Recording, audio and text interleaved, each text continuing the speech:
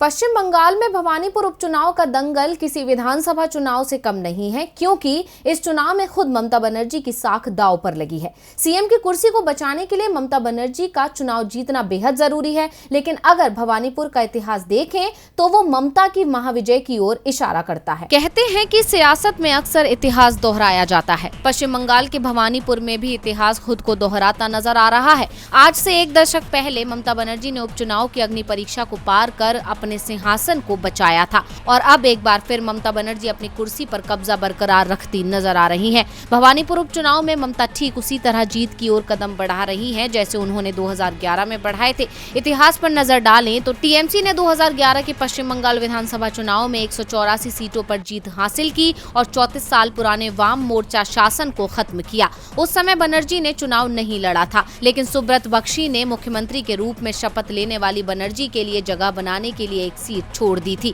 बाद में बनर्जी ने उपचुनाव जीतकर अपनी कुर्सी बचा ली। ममता ने न केवल 2011 में जीत का परचम लहराया, बल्कि साल 2016 के विधानसभा चुनाव में भी भवानीपुर सीट को बरकरार रखा। लेकिन साल 2021 में हुए चुनाव में उन्होंने भवानीपुर को छोड़ नंदीग्राम से ऐलान जंग किया, जिसका खामियाजा उन्हें भुगतना पड़ा। मगर अब एक बार फिर ममता बनर्जी अपनी कुर्सी को बचाने के लिए भवानीपुर से ही जीत की ताल ठोक रही हैं। इस बार भी माहौल साल 2011 के जैसा ही है। खैर, ये तो चुनावी नतीजे ही बताएंगे कि क्या ममता बीजेपी की उम्मीदवार प्रियंका टिब्रेवाल को मात देकर जीत का डंका बजा पाती हैं या नहीं। डीवी लाइव की रिपोर्ट।